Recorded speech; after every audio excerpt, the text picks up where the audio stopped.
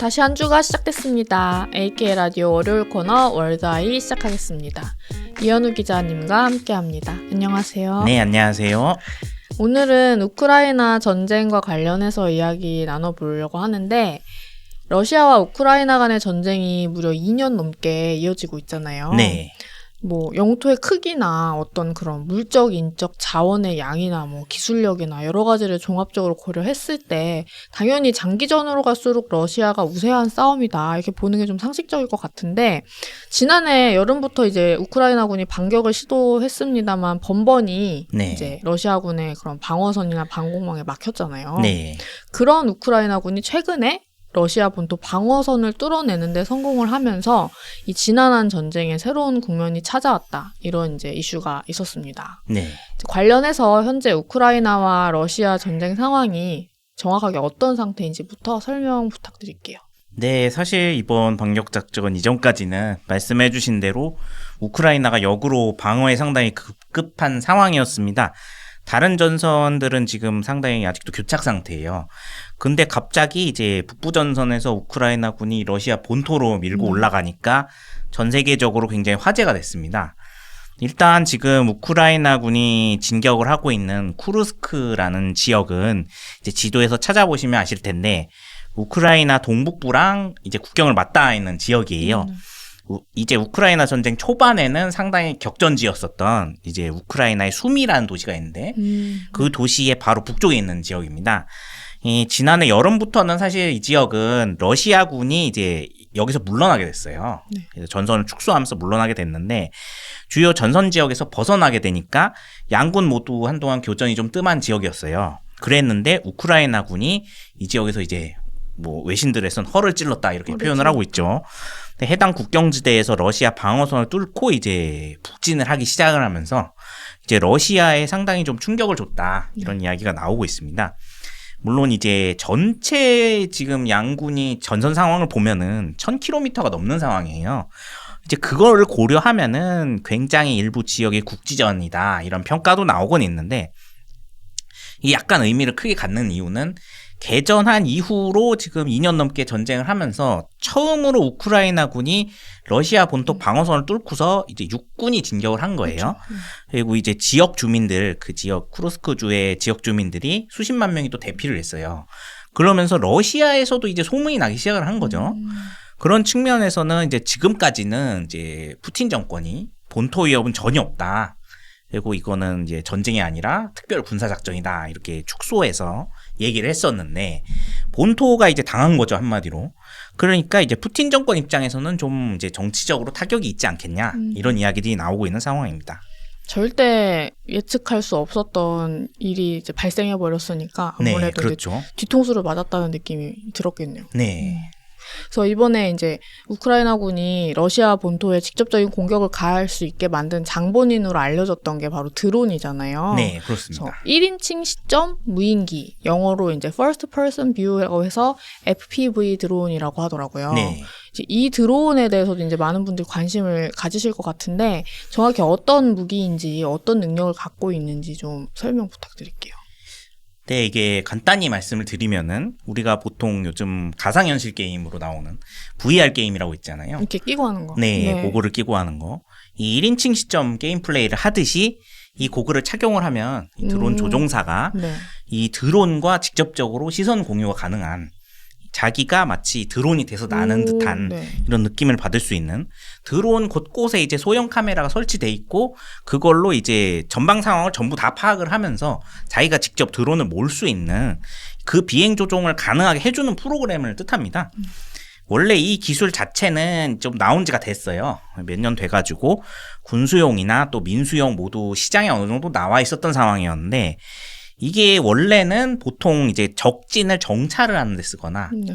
그게 아니면은 공장 같은데 만약에 이제 만약에 시설이 고장이 났다 그랬을 때 이거를 사람이 직접 들어가서 좁은 데를 파악하기가 상당히 힘들잖아요. 네. 그래서 그 원인을 찾기 위해서 이 FPV 드론을 이용을 해가지고 시설 내부로 들어가서 이제 원인을 찾는 아니면 사고 수습용으로 쓰거나 이럴 때 많이 썼던 거였어요. 그런데 이번에 이 드론이 우크라이나군이 러시아 방어선을 뚫는데 굉장히 큰 역할을 했다 하면서 이게 전쟁용으로도 굉장히 다른 쓸모가 있구나. 이렇게 새로운 전략의 지평을 열었다. 이런 평가까지 받고 있는 상황입니다. 이번에 이 FPV 기술이 정찰용 드론으로도 쓰였고 그리고 교란용으로도 쓰였고 자폭용 드론에까지 쓰였어요. 그러면서 예전과는 완전히 다른 전략을 짤 수 있게 된 거예요. 이 드론들이 굉장히 소형이거든요. 그러니까 이 말하자면은 자폭 기능을 갖고 있는 굉장히 작은 폭탄이 이리저리 자기가 비행을 하면서 돌아다니면서 그 탱크를 이제 탱크 내부로 들어가서 부수거나 아니면 참호 내부에 들어가서 폭격을 하거나 방공시설을 완전히 마비를 시키거나 이런 일들이 가능해진 겁니다. 그래서 사실 예전에 우크라이나군이 사실 이번이 처음으로 러시아 본토를 공격을 한 건 아니에요. 네. 그동안 수차에 걸쳐서 이제 공격을 했었는데 번번이 막혔던 이유가 그 전에는 전쟁 방식이 굉장히 이제 전통적인 방식이었어요.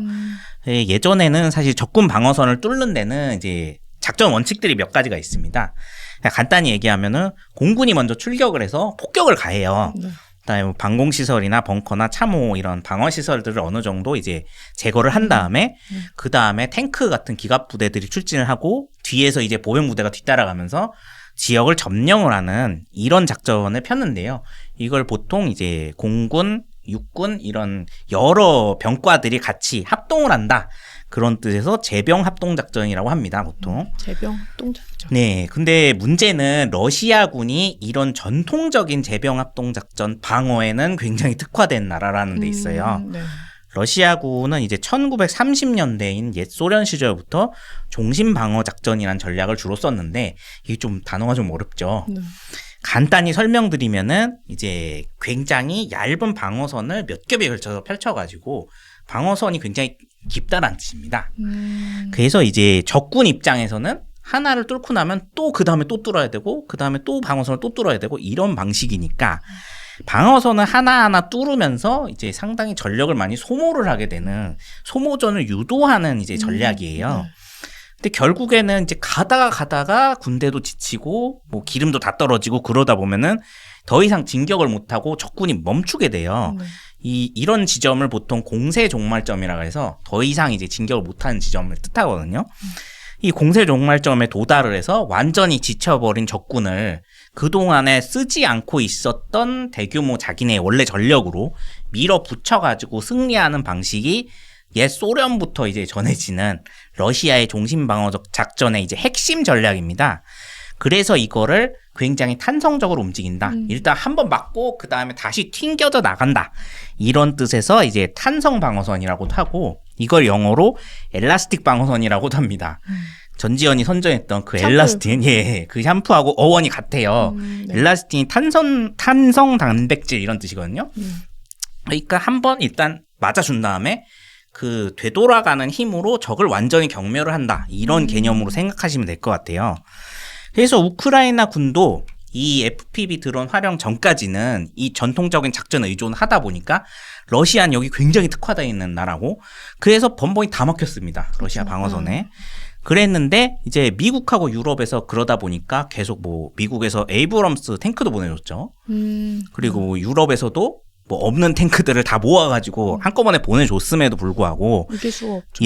여러 중화기를 보내줬지만 못 뚫고 있다가 이제 이 2차 대전 때부터 방어 전술에는 아주 굉장히 특화된 러시아군을 만났기 때문에 더군다나 러시아군은 이 참호 그리고 차폐벽 그리고 요새를 이제 다층 방어선으로 구성을 하고 그 뒤에 또 방공미사일까지 완전히 설치를 해서 방어선을 몇 겹씩 만들었었던 상황이었거든요. 근데 아까 말씀드렸듯이 소형 작폭 드론들이 이거를 뚫기 시작을 한 거예요. FPV 드론의 경우에는 기존 드론보다도 굉장히 활동이 자유롭고 사람이 직접 조종을 할 수가 있다 보니까 전방위로 상황을 보면서 조종을 하니까 참호 내부에 들어가서 뭐 자폭을 하거나 탱크 같은 경우에는 탱크 그 바퀴에 이음새 같은 부분 있잖아요. 그런 부분에 들어가서 터지면은 탱크가 못 움직이는 거죠. 한마디로 얘기해서. 그런 식으로 이제 기갑 부대를 마비를 시키고 그리고 이게 굉장히 작기 때문에 레이더에 일단 안 잡힙니다. 이제 많이 커봤자 그 작은 새 크기밖에 되질 않기 때문에 그래서 이게 뭐 온갖 군데 다 들어가서 다 이제 터지기도 하고 그리고 러시아군도 이제 드론을 띄우긴 했는데 우크라이나군이 교란용 드론을 또 수천 대를 엄청나게 띄웠다고 해요.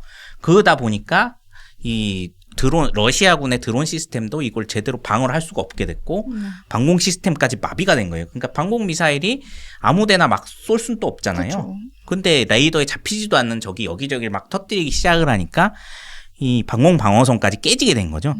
그리고 그 틈을 타서 이제 우크라이나 군이 이제 전력을 집중을 해가지고 이 북부 전선을 뚫어버린 겁니다. 그러다 보니까 이 전략이 이제 드론 전격전이다. 드론 전격전. 예, 이런 새로운 전략 개념이 생긴 것이다. 이런 평가들까지 지금 나오고 있어요. 진짜 전공법으로는 어떻게 해도 못 이기니까 네. 어떻게 보면은 지금 이 사용했던 드론이 공격용 드론이 아니었던 거잖아요. 엄밀히 얘기하면 처음에는 그렇죠. 공격용으로 만들어진 드론은 아니었죠. 근데 그걸 발상을 전환해가지고 네. 이런 식으로 이제 어떻게 보면 좀 기지를 발휘했다 이렇게 볼 수도 있을 것 같은데. 네. 그래서 이런 식으로 이제 좀 허를 찌르는 타격을 했기 때문에 아까 초반에서도 말씀을 해주셨다시피 이제 우크라이나의 이번 드론 공격이 푸틴 정권에 좀 타격을 줬다 네. 이런 말이 나오고 있을 만큼 어떻게 보면 러시아의 입장에서는 굉장히 좀 위협적이거나 심각한 상황으로 느낄 수 있지 않을까 이런 네. 생각도 드는데 실제로 현지 반응은 좀 어떤가요? 처음에는 러시아군에서 이 소식을 어떻게든 크게 퍼뜨리지 않고 네. 이거 뭐 별일 아니다는 식으로 처음엔 보도가 그렇게 나갔습니다. 근데 우크라이나군이 거의 2주 가까이 러시아 본토에서 물러나지 않고 오히려 지금 전선이 확장이 되고 있으니까 그리고 쿠르스크주에서 피해가 계속 이어지고 있고 심지어는 이제 20만 명가량의 대피령 대규모 난민까지 생기게 됐어요. 그러다 보니까 더 이상은 군에서도 숨길 수는 없는 상황이 됐던 모양이에요. 러시아 군사 블로거들이나 아니면은 러시아 내 독립 매체들이 본토 방어가 뚫렸다 이렇게 보도가 크게 되기 시작하면서 여론이 일단 악화가 됐어요. 그러다 보니까 결국에는 그동안 이 문제에 대해서 이제 반응을 안 하고 있었던 푸틴 대통령도 나서서 긴급 회의도 최근에 주관을 했어요. 그때 쿠르스크 주지사까지 나와가지고 이제 피해 상황을 직접 얘기를 했어요. 그런데 이제 중간에서 푸틴 대통령이 말을 막기도 하고 뭐 그런 장면이 나왔는데요. 이게 결국에는 이 정권 입장에서 푸틴 정권 입장에서는 그동안 본토에 우크라이나군이 들어오는 거는 용납할 수 없는 상황. 그리고 자기네 군대는 계속 이기고 있고 자존심이 꽤 상했어요. 굉장히 많이 예, 상한 거죠. 그래서 좀 더 신경질적으로 반응한 게 아니냐 이런 얘기들이 나오고 있는데요. 특히 지금 미국 대선 이후에는 결국 어느 누가 미국 대통령이 되든지 간에 휴전 협상이 개시가 될 걸로 보이거든요. 그런데 지금까지 전선이 굉장히 장기 교착 상태였고 그럼 결국에는 뭐 미국이든 서방이든 여러 나라들이 우크라이나에 이제 휴전 압박을 만약에 가하게 된다면은 대체적으로는 러시아가 지금 점령한 우크라이나의 동부와 남부의 거대한 지역들을 러시아 영토로 어느 정도 인정하는데 이제 합의를 하라는 식으로 이제 얘기가 나올 거라는 거죠. 근데 그런 상황에서 이제 상당히 의외의 복병이 나타난 셈이 된 겁니다. 그리고 푸틴 대통령 입장에서는 정치적으로 조금 또 부담이 있는 게 지금 5선 당선이 되고 상당히 무리를 해서 이제 지지율을 끌어올린 선거를 했잖아요. 그게 끝난 지 얼마 안 된 상황이에요. 이게 가뜩이나 지금 자신이 이제 종신 정권을 완전히 구축을 했고 거기에 대한 가장 큰 치적은 이 우크라이나 전쟁의 승리가 돼야 될 판인데 거기에 좀 흠집이 나게 생긴 거죠, 한마디로. 가뜩이나 지금 이 전쟁 기간 동안에 굉장히 러시아 내부에서도 여러 일이 있었잖아요. 특히 자신의 뭐 최측근 인사, 푸틴의 요리사라고 불렀었던 프리고진의 경우에 이제 반란을 일으키기도 했고요. 이런 각종 어려움들을 다 끝내고 자신이 5선 대선까지 마무리 짓고 종신 집권을 하게 됐는데 자기가 생각했을 때는 이제 결시의 순간이 왔다. 그리고 만약에 이제 미국 대선까지 끝나면은 이 영토가 고스란히 우리 땅으로 들어올 것이다. 이 생각을 하고 있었는데 갑자기 뜻밖의 변수가 생기니까 아마 푸틴 정권 입장에서는 좀 난처한 입장이 된 것이 아니냐 이런 이야기들이 나오고 있습니다. 확실히 뭔가 푸틴 정권에는 악재가 될 거다 이렇게 풀이할 수 있을 것 같은데 그렇게 따지면은 또 이번 우크라이나군의 반격 성공 사례가 이번 이런 전쟁의 흐름을 좀 바꿀 만한 어떤 결정적인 계기가 될 수 있을까요? 사실은 이거를 놓고는 해석이 좀 분분한 편인데 네. 이제 전쟁 자체로 놓고 보면은 전쟁의 거대한 흐름을 바꾸기는 좀 어렵지 않느냐 이런 이야기가 지배적이에요. 아까 국지전 예, 일단은 전선 지도를 다시 한번 말씀을 드리면은 전체 전선이 우크라이나 동부부터 이제 남부 전역에 걸쳐서 1000km가 넘는데 그 중에 우크라이나가 점령한 영토는 한 이제 1000제곱킬로미터, 그러니까 서울의 약 1.65배 정도 영토를 점령했다. 자신들이 밝혔어요. 근데 러시아가 점령한 우크라이나 영토는 우크라이나 전체 영토의 20% 정도 되거든요. 이게 한반도 전체 면적보다 큽니다, 지금. 그러니까 이제 그런 상황에서 보면은 지금 우크라이나가 장악한 영토 굉장히 작은 영토예요. 그동안에 이제 전쟁 자체가 이제 그저 승리만 하고 있다. 국내적으로는 우리는 전혀 위협받지 않는다. 이렇게 얘기했던 푸틴 정권 입장에서는 좀 곤란함을 느낄 수 있는데 흠집도 나고 명성에 흠집이 가긴 해도 그러나 이거 하나로 전쟁의 흐름 전체를 뒤집기에는 상당히 어려운 상황이다. 이렇게 말씀을 드릴 수 있어요.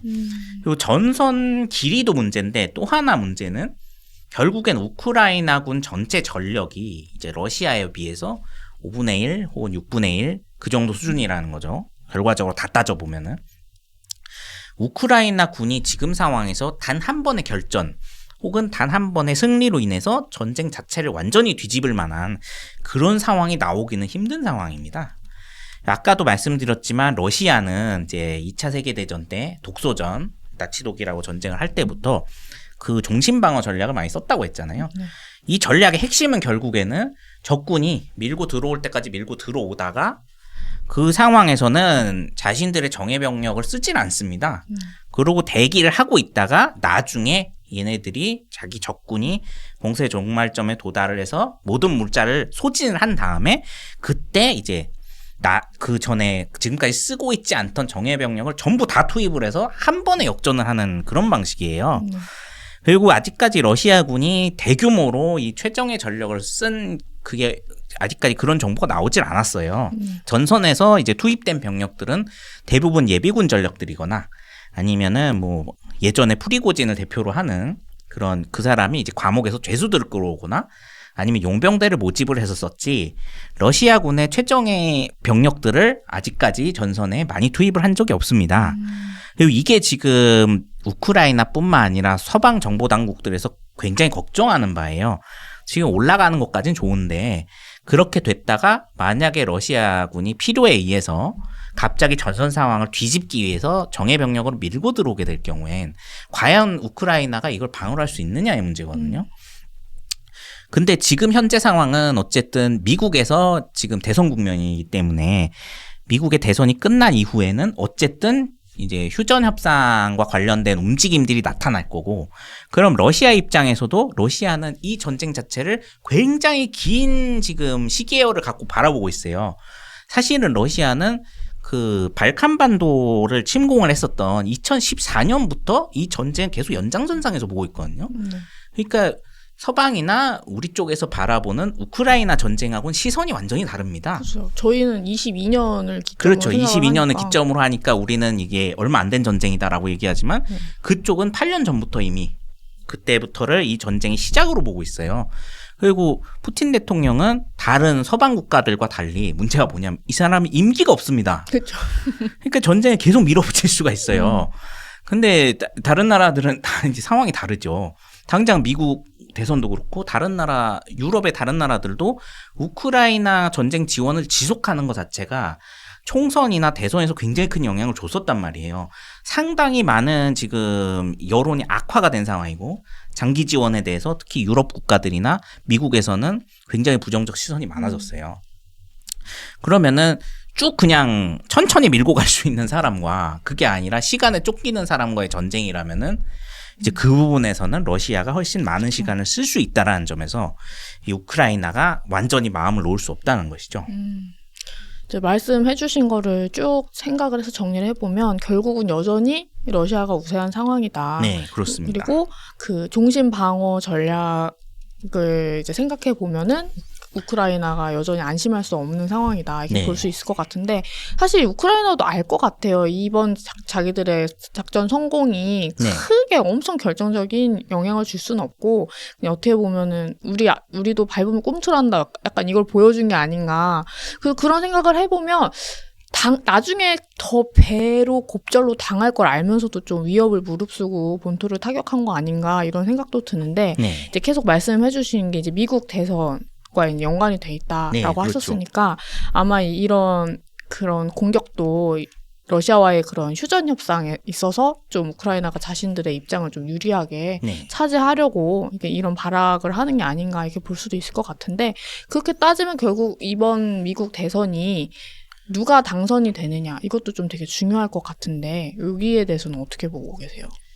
네, 이 미국 대선의 결과에 따라서 앞으로 휴전은 어차피 이루어지겠지만 네. 그 이후의 상황은 좀 상당히 달라질 수 있다는 얘기들이 나오고 있습니다.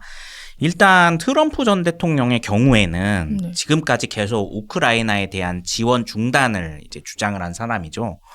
아마 이제 만약에 트럼프 전 대통령이 이번 대선에서 승리를 하게 되면은 러시아의 유리한 조건을 되도록 수용을 해주고 빨리 전쟁을 끝내는 출구 전략을 택할 가능성이 높다고 보고 있어요. 이렇게 되면은 러시아는 지금 자기네들이 지금 목표하는 대로 지금 현재 점령한 우크라이나 영토 한 20% 정도를 그대로 점령할 가능성이 높습니다. 문제는 이 시나리오대로 가게 되면 우크라이나가 사실상 완전히 내륙 국가로 전락을 하게 되는 건데요. 우크라이나는 지금 주요 산업시설이 대부분 이제 지금 러시아한테 점령당한 동부의 도네츠크주나 루간스크 주에 집중이 돼 있어요. 그리고 주요 수출 항구들은 지금 역시 러시아가 점령한 흑해 연안 도시들 그쪽에 집중이 돼 있습니다. 그러니까 산업시설들을 지금 러시아가 거의 다 장악을 한 상태예요. 결국에 휴전 협상이 지금 현상 유지 상황으로 끝나게 되면은 우크라이나는 지금보다 인구나 영토는 굉장히 줄어들고 그리고 산업시설을 모두 뺏긴 가난한 농업국가로 전락할 가능성이 굉장히 높습니다. 그렇게 되면은 유럽 국가들 입장에서는 러시아가 과연 여기서 멈출 것이냐 이거를 우려를 할 수밖에 없어요. 네. 왜냐하면 우크라이나가 약체화가 되면은 그 옆에 몰도바라는 나라가 있어요. 또 이 나라는 그나마 인구도 거의 없고 여기는 군대가 거의 없는 상황이에요. 근데 여기 예비군까지 다 합쳐도 병력이 2만이 안 되는 나라예요. 그냥 먹을 수가 있겠네요. 그렇죠. 그러니까 만약에 우크라이나 약체화되고 그 옆에 있는 몰도바까지 러시아군이 밀고 들어왔을 때는 그 다음 전쟁이 또 발발할 경우에는 대책이 없다라는 게 문제가 됩니다. 그렇기 때문에 이제 그 두 나라가 만약에 러시아한테 완전히 장악이 되면은 그 다음에는 정말로 나토 가맹국인 루마니아랑 국경을 마주하게 돼요. 그러면 이제 이런 불안감이 굉장히 커지겠죠. 완전 땅 따먹기가 시작되는 그렇습니다. 거예요. 다만 이제 조기 휴전 협상을 이끌어내면은 유럽 전선은 위험해지지만 이제 전 세계적인 안보 상황을 보면은 단기적으로는 좀 상황이 나아질 수 있다 이런 이야기도 나오고 있어요. 트럼프 행정부가 지난 1기 때도 대체로 안보 부분에서는 현상 유지를 많이 선택을 했습니다. 그리고 우리가 보통 미치광이 전략이라고 하는 이제 굉장히 발언은 세게 하면서도 실상 이제 전쟁은 회피를 하는 이런 전략들과 그리고 각 국의 지도자들과 직접 이제 대화를 하는 톱다운 방식의 외교 전략을 많이 폈었거든요. 이거는 전반적으로 이제 군사 대결을 통한 비용을 줄이는 전략이에요. 그러다 보니까 적국을 전체적인 정세로 압박을 하면서 자신들이 이제 원하는 방향으로 끌고 나가는 정책이기 때문에 그런 면에서는 지금은 아예 이제 화력전들을 하고 있지만 만약에 트럼프 행정부가 당선이 된 이후에는 아마 당장의 무력 분쟁들은 좀 많이 없어지고 그리고 좀 전반적으로 전체적인 안정성은 좀 올라갈 수 있다 이런 이야기들이 나오고 있어요. 그래서 세계 증시의 경우에는 이제 전쟁 압박이 크게 낮아지게 되면은 결국에 뭐 그 다음에는 우크라이나 재건이라든지 아니면 뭐 유럽 지역의 다른 지역들의 경제 부흥이라든지 이런 이야기가 더 많이 나올 것이기 때문에 그러면은 이제 뭐 건설주라든지 관련해서 경기 관련 주들이 수혜가 클 것으로 보여지고 있죠. 그런 시나리오가 지금 보여지고 있고 반대로 해리스 부통령이 당선이 됐나? 그럴 경우에는 당장 러시아가 원하는 방향으로 휴전이 이루어지긴 좀 어렵지 않겠냐 이런 이야기가 나오고 있죠. 왜냐하면 해리스 부통령은 사실 바이든 행정부에 속해서 지금까지의 이 바이든 행정부의 러시아 정책을 이끌어왔던 사람이에요. 그럼 이 테러 정책을 바로 바꾸지 못하거든요. 우크라이나 전쟁 이후에 지금까지 미국의 포지션은 이제 핵 보유국인 러시아와 직접 대결은 못한 상황이죠. 직접 대결은 피하지만 러시아군이 이제 유럽의 다른 지역으로 확전을 못할 정도로 약체화는 시켜야 되니까 우크라이나에 계속 군사 지원을 해준다는 정책이었어요. 그렇고 이제 유럽 국가들도 그걸 바라고 있는 상황입니다. 그래서 아마 지원을 계속해서 하려고 할 거예요. 다만 이제 이 경우에는 이 다른 지역들, 특히 이제 우리나라가 속한 동북아시아 지역 안보는 또 변화가 생길 수가 있는 게 미국 민주당 정권이 이제 연장이 된 상황이잖아요. 그러면은 이제 군사 분쟁 무게 중심 자체가 오히려 이 유럽 지역은 현상 유지 혹은 우크라이나에 대한 군사 지원을 계속 하는 상황으로 가면서 군사 분쟁의 무게 중심이 동아시아로 또 이동을 할 수 있다는 얘기 나오고 있어요. 왜냐하면은 이제 이 바이든 행정부 자체가 원래 전략이 중동에서의 출구 전략, 그리고 유럽에서도 어느 정도 이제 출구 전략을 택하면서 대중국 포위망을 형성을 하는데 집중을 해왔었거든요. 그럼 이 정책을 계속해서 끌고 갈 거고, 결국 문제가 되는 부분은 뭐 대만 분쟁이라든가 아니면 한반도 지역이 될 가능성이 높습니다. 그러면 결국에는 이제 우리나라를 둘러싼 방위 정책에, 미국의 방위 정책에도 변화가 생길 수가 있어요. 그러면 이제 직접적으로 우리 안보에는 그 트럼프 당선 이후보다 오히려 해리스 부통령이 됐을 때가 더 이제 많은 영향을 받을 수 있는 그런 상황이 될 수가 있습니다. 이 경우에는 이제 앞선 트럼프 당선 시나리오와는 또 다르게 방산주가 더 힘을 얻을 가능성이 있다는 것이죠. 이렇게 지금 분석이 되고 있습니다. 얘기를 듣다 보니까 결국은 우리나라 안보에 영향을 미친다, 또 대비해야 된다, 이렇게 또 말씀을 해주셨는데, 참 이런 얘기 들으면 뭔가 좀 답답한 것 같아요. 그래서 막 기사 보면 요새 또 한반도 핵무장론 얘기도 다시 또 막 나오고 있잖아요. 네, 그렇죠. 관련해서도 이제 앞으로 좀 저희가 다뤄보게 될 것 같은데, 네. 아무쪼록 그냥 전쟁이 참 세계 곳곳에서 아직까지도 벌어지고 있다는 게 늘 마음이 아프고, 저번에 저희가 중동 전쟁 때도 이런 비슷한 얘기 하면서 그래도 어쨌든 무고한 희생자는 없어야 된다. 이런 그렇죠. 얘기 드렸는데, 저희가 이제 월드아이를 통해서 하루빨리 이런 우크라이나 종전 소식을 또 전할 수 있으면 좋을 것 같아요. 네, 그렇습니다. 오늘도 수고해주신 이원우 기자님 감사드립니다. 네, 감사합니다. 그럼 저희는 다음 주 이 시간에 다시 찾아뵙도록 하겠습니다. 감사합니다.